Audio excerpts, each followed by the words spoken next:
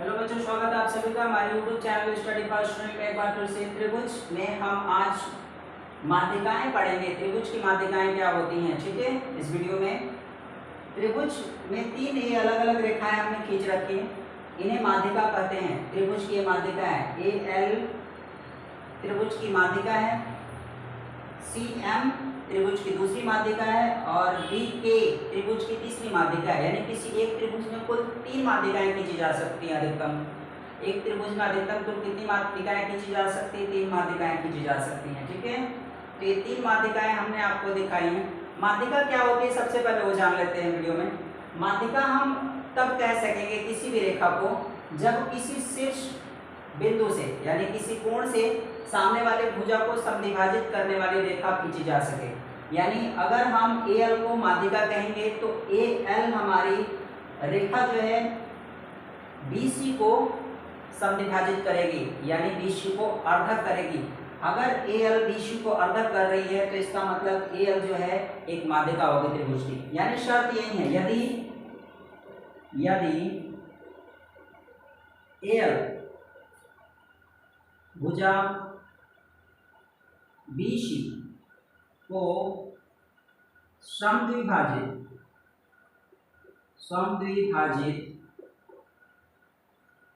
यानी अर्धक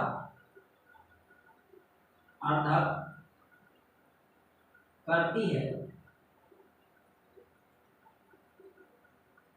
तब A L त्रिभुज ए बी सी की एक माध्यिका होगी।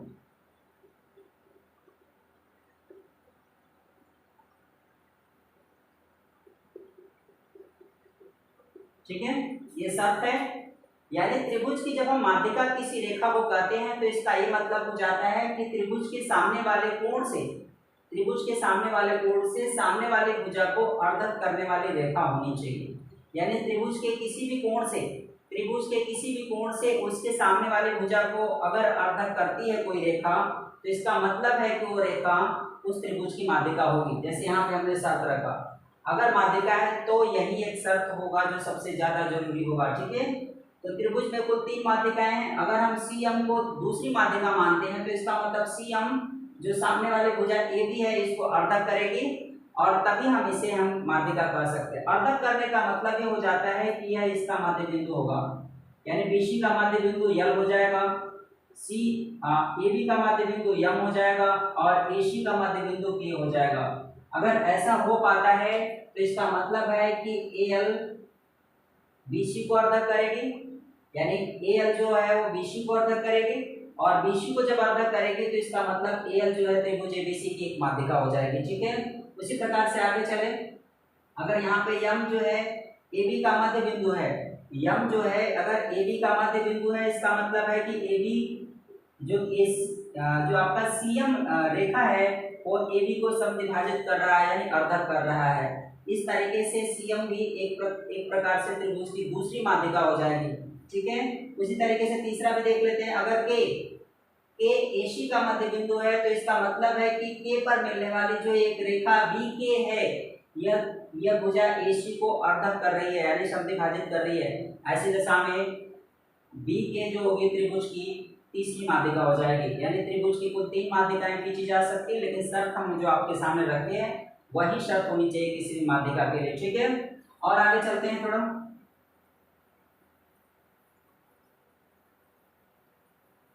केंद्रक, एक चीज और जान लेते हैं, माध्यिकाएं संगामी होती हैं। तीनों माध्यिकाएं संगामी होती हैं। त्रिभुज की तीनों माध्यिकाएं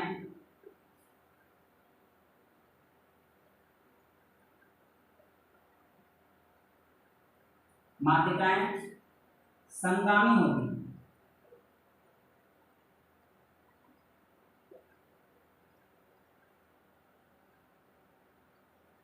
संगमन बिंदु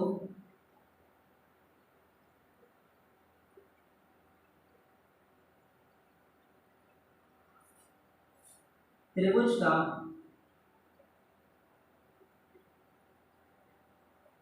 केंद्र कहलाता है। केंद्र कहलाता है। संगमन बिंदु त्रिभुज का केंद्रक कहलाता है। संगामी का मतलब होता है तीनों माध्यिकाएं किसी एक बिंदु पर मिलेंगी जाकर के, उसे हम क्या कहते हैं, संगमन बिंदु कहते हैं। ठीक है, और इसी संगमन बिंदु को त्रिभुज का केंद्र कहा जाता है। ठीक है, त्रिभुज का केंद्र किसे कहा जाता है, तीनों माध्यिकाएं जब किसी एक बिंदु पर मिलती हैं तो उस बिंदु को संगमन बिंदु कहा जाता है, और वही संगमन बिंदु त्रिभुज का की माध्यिका हो जाती है। अब हम और भी कुछ इसमें समझ लेते हैं। त्रिभुज की माध्यिकाएं और केंद्रक में क्या संबंध है, त्रिभुज के अलग अलग माध्यिकाओं और केंद्रक में क्या संबंध है। केंद्रक त्रिभुज की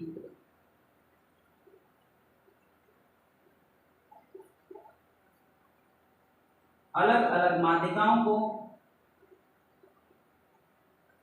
त्रिभुज की माध्यिकाओं को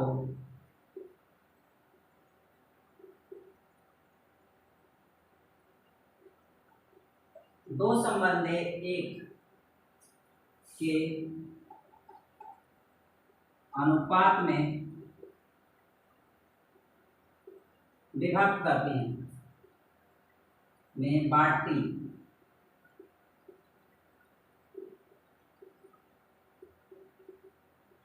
ठीक है, यही केंद्रक और माध्यिकाओं में रिलेशन है या संबंध है।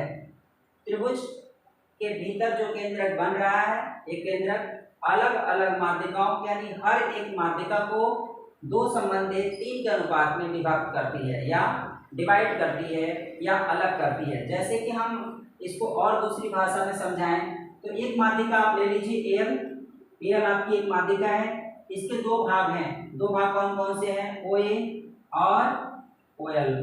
इनका अनुपात अगर देखेंगे तो इनका अनुपात क्या हो जाएगा, दो संबंधे एक हो जाएगा। ठीक है, कुछ इस तरीके से। उसी तरीके से बाकी भी माध्यिकाएं हैं। बाकी माध्यिकाओं के लिए अगर देखते हो तो बी के अगर आपकी माध्यिका है, बी के अगर माध्यिका है तो बी के में आपके दो भाग हैं, ओ बी और ओ के। इनका जो अनुपात होगा दो संबंधे एक हो जाएगा। उसी तरह से तीसरी भी माध्यिका है, अनुपात देख लीजिए, यह और इसका अनुपात दो संबंधे एक हो जाएगा। ठीक है, यानी इनका रिलेशन अगर हम तय करें तो इनका रिलेशन भी आप तय कर सकते हैं। इन दोनों माध्यिकाओं के जो अलग अलग भाग हैं इनका क्या रिलेशन होगा, इनका अनुपात क्या होगा वो भी देख लेते हैं। यानी किसी एक माध्यिका के जो अलग अलग दो भाग हैं उनका अनुपात दो संबंधे एक हो जाएगा। ठीक है, जैसे किसी एक माध्यिका की बात करें, कोई एक माध्यिका लिख लेते हैं। यहाँ पे एल एक माध्यिका है, इसके दो भाग हैं। इसके दो भाग कौन कौन से हैं, ओ ए और ओ एल, ये दो भाग हैं। इनके बीच अनुपात भी आपके सामने मौजूद है, ओ ए संबंधे ओ एल इक्वल टू दो संबंधे एक। ठीक है, अब इनका जब हम अनुपात के सहारे इनमें रिलेशन देखेंगे तो ओ ए अपान में ओ एल जो होगा वो 2/1 हो जाएगा। O A is equal to 2 into O L. ठीक है, ये एक रिलेशन हो जाता है। यानी किसी भी माध्यिका को जो बड़ा वाला भाग होता है छोटे वाले भाग का क्या होता है, दुगना होता है। याद रखिए, किसी भी माध्यिका के जो दो वाले भाग होते हैं तो उसमें बड़े वाले भाग का जो संबंध होता है छोटे वाले भाग के साथ दुगने का संबंध होता है, यानी 2 टाइम्स होता है। ठीक है, उसी तरीके से यहाँ भी हो जाएगा। अगर हम यहाँ निकालें तो ओ बी इक्वल टू क्या हो जाएगा, 2 इंटू ओ के। आगे भी देख लीजिए, एक और निकाल लीजिए, ओ सी इक्वल टू हो जाएगा 2 इंटू ओ एल। ये रिलेशन है आपके सामने जो कि मौजूद है।